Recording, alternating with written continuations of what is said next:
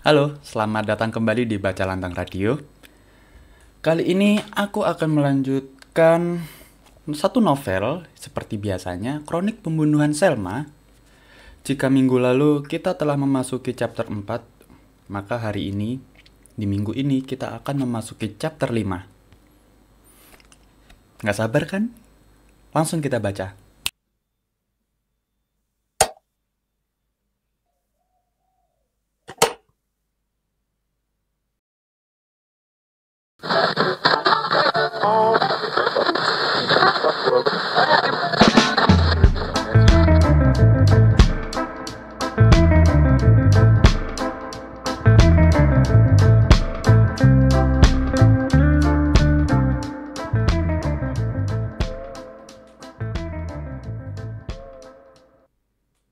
Chapter 5.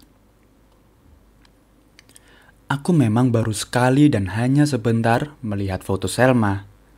Tapi seperti yang kubilang, benakku langsung bisa menghadirkan ulang gambarnya secara detail. Aku tahu gambaran tentangnya dalam benakku sepenuhnya konsep belaka. Tapi itulah bekal awalku dalam mencarinya. Semula, aku mencari nama Selma di antara pengikut Rendra di Instagram, tapi tidak ketemu. Kemungkinan lelaki itu sudah memblokirnya atau mereka memutuskan untuk berhenti saling mengikuti, seperti kebanyakan orang yang hubungan percintaannya bermasalah. Aku justru menemukan perempuan itu ketika menggunakan fitur pencarian secara umum di media sosial tersebut. Ya, aku beruntung karena ia masih menggunakan nama asli untuk akun Instagramnya, sehingga aku bisa memastikan bahwa itu memang Selma yang aku cari. Sejujurnya, aku curiga. Jangan-jangan aku telah menyukai Selma sejak pertama kali Rendra menunjukkan fotonya. Meskipun aku juga tak terlalu yakin mengenai hal ini, tapi aku merasakannya. Entah bagaimana, setelah melihat fotonya, aku kesulitan melupakan perempuan itu. Memang, sebagian besar gambaran sosoknya dalam benakku sekedar penyusunan ulang memori yang tidak bisa 100% akurat. Namun, gambaran itu terasa nyata sekali untukku. Seakan-akan begitulah Selma di kehidupan nyata. Aku selalu bisa melihat dalam benakku sepasang mata bulatnya yang lucu dan memikat, tetapi menyimpan jutaan misteri sebagaimana mata burung hantu, juga bibir merahnya yang tengah melengkungkan senyum bulan sabit. Sehingga terbentuk lekuk kecil pada kedua pipinya yang agak tembam dan kemerahan. Aku tidak bisa membencinya, sekalipun aku menduga ia bertanggung jawab atas kematian Rendra. Alih-alih begitu, aku merasa ingin sekali mengenalnya, seperti seorang penggemar ingin mengenal idolanya. Akun Instagram Selma memiliki sekitar 1.300 pengikut, dan beberapa di antaranya adalah orang yang kukenal di kampusku. Dan mungkin itu sebabnya aku bisa langsung menemukan akunnya menggunakan fitur pencarian Instagram. Karena akun tersebut tak dikunci, aku langsung menghabiskan hampir 3 jam untuk mengamati foto-foto Selma. Memakai akun anonim tentu saja. Dan sejauh ini, aku berkesimpulan bahwa ia berusaha menonjolkan diri dalam 3 hal. Pertama, sosok kutu buku yang dibuktikan dengan kutipan-kutipan dari para penyair atau pengarang atau tokoh filsuf pada setiap keterangan di bawah foto. Kedua, pecinta hewan. Belum lama ini sepertinya mengadopsi seekor kucing cacat yang diberi nama Otis. Dan sesekali ia memposting foto atau video tentang bagaimana ia merawat kucing sebagai bagian dari kemanusiaannya. Ketiga, ia senantiasa mencitrakan dirinya sebagai sosok manusia aneh dan seakan-akan paling berbeda. seperti mengaku alergi terhadap kerumunan, misalnya. Ia bahkan sempat bersyukur ketika virus corona menyerang Indonesia, karena itu membuatnya leluasa menghabiskan waktu tanpa orang lain. Dengan 3 hal itu, kupikir seseorang bisa dengan mudah menganggapnya cerdas, merdeka, punya komitmen tinggi terhadap apa yang ia hidupi, dan memiliki sisi kerapuhan yang justru tampak seksi. Namun begitu, yang paling membuatku semakin penasaran terhadap sosok Selma adalah karena ia jarang memposting foto close up. Kebanyakan fotonya diambil full body dan dari jarak yang agak jauh. Misalnya, ia berdiri atau duduk di depan gedung atau sungai, bersandar pada tembok di ganggang perkotaan, maupun berbaring di atas area perbukitan yang penuh ilalang. Foto-foto dengan gaya semacam itu, jujur saja, membuatku terperangkap dalam ketidakpuasan karena tak bisa melihat wajahnya dengan jelas. Satu-satunya foto yang memperlihatkan wajahnya dari dekat malah berwarna hitam putih dan diberi sedikit efek buram. Ia jelas tahu mana bagian-bagian terbaik dirinya yang harus tampil di Instagram. Ia tentu saja tipikal orang yang percaya kalau dirinya cantik. Entah kau akan setuju atau tidak, aku menyimpulkan dari bagaimana ia senantiasa memposisikan diri dalam foto-fotonya. Karena tahu bahwa dirinya cantik, ia sengaja tidak mengumbar foto yang menampakkan wajahnya dengan jelas. Ia menahan diri untuk itu karena dengan cara demikian ia akan mencekram siapapun yang hendak mengenalnya dan membuat mereka terjebak dalam rasa penasaran dan hasrat untuk mengenalnya lebih jauh. Aku tersenyum perihal Selma ini tampaknya jauh lebih kompleks dari dugaanku dan itu membuatku semakin tertantang. Semua hal yang aku kumpulkan tentangnya membuatku semakin tidak sabar ingin bertemu dengannya secara langsung. Namun, aku merasa harus menahan diri beberapa hari lagi sebelum memutuskan langkah ke depan. Selama itu, aku tetap menggunakan akun anonim untuk mengamati postingan-postingannya, lalu memetakan tempat mana saja yang kerap ia datangi. Dan dari semuanya, yang paling sering ia kunjungi kemungkinan adalah kedai teh semesta.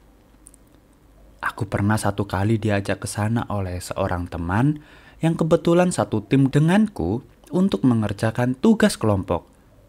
Kalau tidak salah, kedai teh itu berada di Jalan Kaliurang kilometer 10 atau sekitar 3 kilometer ke arah selatan dari indekosku. Waktu itu kami datang pukul 6:30 malam. Aku ingat bagaimana perasaan muram yang ganjil segera mengepungku seperti asap begitu melangkah kaki ke dalam kedai itu. Cahaya temaram dari bolam-bolam yang menggantung di ruangan mungilnya, kursi-kursi kayu yang kosong, dan toples-toples kaca berisi daun teh kering di meja dekat kasir, seolah-olah menyeret ingatanku pada satu masa ketika aku sedang menatap sinar redup-redup kunang-kunang di jalanan setapak kampungku yang diapit oleh perbukitan. Aku sudah lama tak menikmati kemuraman indah ini, yang sampai kapanpun tampaknya cuma bisa kuakses melalui rasa. Tak lama setelah aku dan kawanku duduk, seseorang lelaki dengan tato burung gereja di lengan kirinya, yang tidak lain adalah pengelola kedai, menawari kami beberapa varian teh hasil oplosannya. Aku sekedar memesan teh Naskitel ala angkringan Jogja. Sedang kawanku memesan salah satu racikan orisinil kedai itu. Kami duduk di kursi samping jendela, di pojok barat, dan selama beberapa saat aku menyapukan pandangan ke seluruh ruangan kedai. Berusaha menemukan rasa-rasa lain yang bisa memuaskan jiwa melankolisku. Namun, aku tak memperoleh rasa lain itu dan segera saja aku menjadi sadar bahwa diriku sedang dihinggapi semacam hasrat untuk mengumpulkan rasa secara batin dan indrawi, yang justru pada satu titik akan membuatku tersiksa dan tersiksa. Aku lalu terdiam dan hanya berusaha menikmati rasa-rasa yang bisa kunikmati sebelum kawanan bocah dekil datang dan nyaris membuatku ingin melempar gelas ke arah tempurung kepala mereka. Bocah-bocah itu bagaimanapun telah menodai spiritualitasku yang kujumpai dalam kedai teh semesta. Pendosa yang berlumuran caci maki, keparat-keparat dungu yang lebih serius memperlakukan kehidupan rekaan mereka dalam pertempuran-pertempuran game online ketimbang menjalani kehidupan yang nyata. Aku yakin begitu. Kejadian tersebut membuatku kehilangan minat terhadap kedai teh semesta, atau mungkin lebih tepat dibilang, aku turut prihatin karena tempat nyaman itu harus menjadi sarang bocah-bocah dekil yang berisik. Namun demi mendekati Selma, aku terpaksa menyambangi lagi kedai itu pada sebuah Rabu sore yang berhujan.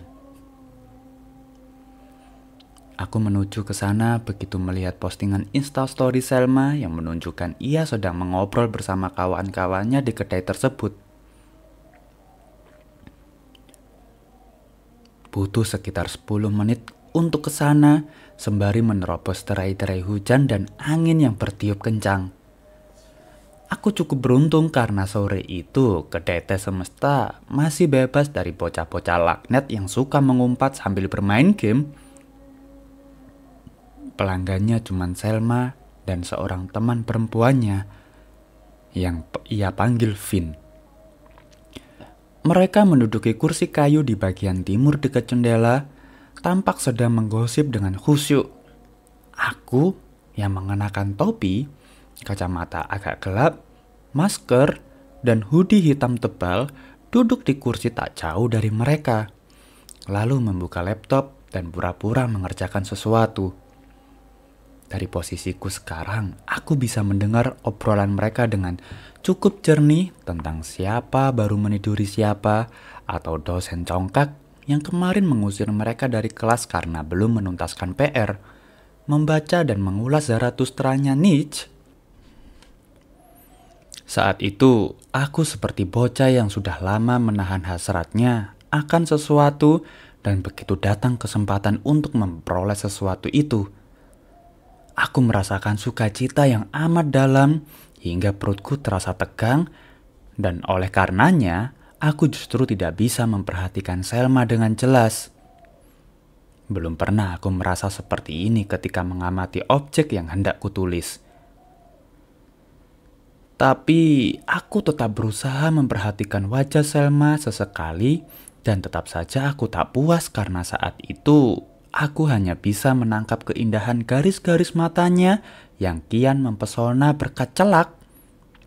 Selebihnya aku hanya mendengarkan obrolan demi obrolan perempuan itu dan temannya sampai pada satu momen ketika pada akhirnya aku mengetahui kalau ia tinggal di atas kedai teh semesta. Aku harus berterima kasih pada teman Selma yang bernama Vin itu, yang bagaimanapun telah memintanya naik ke kamar dan mengambil Otis, kucing cacat yang belum lama ia adopsi. Ia kembali ke tempat duduknya sekitar 5 menit, kemudian sambil menenteng kucing Persia jantan berkaki 3 yang kerap ia ajak membuat konten di media sosial itu. Dengan ekspresi terheran-heran bercampur simpatik, Vin mengelus bulu tebal Otis yang sewarna langit mendung dan bertanya kenapa binatang itu bisa kehilangan kaki belakang sebelah kirinya. "Aku tidak tahu," kata Selma. "Kondisi Otis sudah seperti ini sejak awal aku memeliharanya." Lalu ia bercerita tentang Otis yang kemungkinan sengaja ditinggalkan pemiliknya di depan kedai teh semesta beberapa hari lalu. Rasta, si pengelola kedai yang memiliki tato burung gereja itu, menjadi orang pertama yang menemukan kucing tersebut. Pagi, sekitar pukul 6, ketika membuka pintu depan kedai untuk membuang sekantung besar sampah, ia mendapati sebuah kandang besi berisi kucing itu di dalamnya. Ada sebuah kertas HVS menempel di depan kandang tersebut bertuliskan, "Rawat aku," tertanda otis.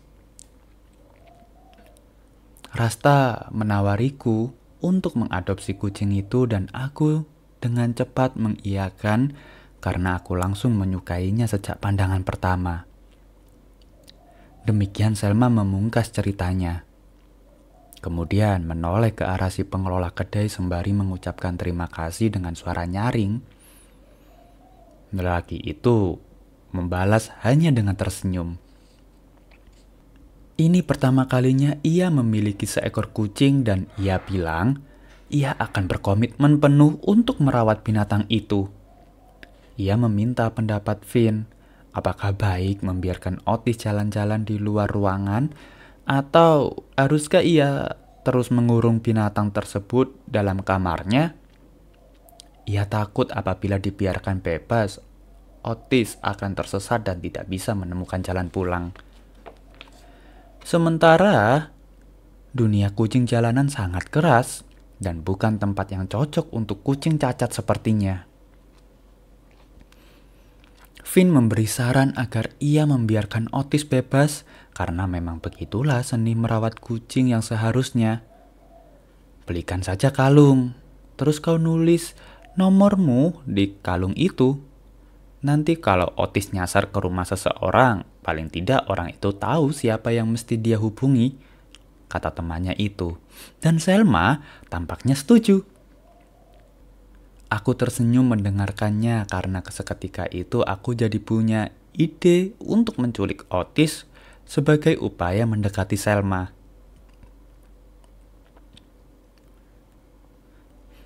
Tapi sebelum itu, aku masih perlu mencari tahu lebih banyak soal apa yang perempuan itu sukai, sehingga aku bisa menyamakan frekuensi dengannya saat kami bicara nanti.